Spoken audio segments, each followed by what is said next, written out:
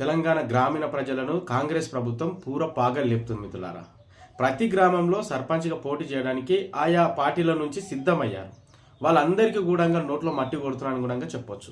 ఎందుకంటే గ్రామాలలో గ్రామ సర్పంచులు లేక గ్రామ సమస్యలను కార్యదర్శి దగ్గరికి తీసుకుపోయి అతన్ని గట్టిగా అడగలేకపోతున్నారు. మరి ఒక ప్రజల నుంచి ఎన్నుకోబడ్డ నాయకుడు సర్పంచ్గా ఉంటే సర్పంచ్ గారిని గట్టిగా అడగవలసి వస్తుంది. కాబట్టి ఆ పదవి లేకపోవడం అయితే ప్రజల సమస్యలు ఎవరికి చెప్పుకోవాలనో కూడా తెలియని పరిస్థితిలో తెలంగాణ రాష్ట్ర గ్రామీణ ప్రజలు ఉన్నారు.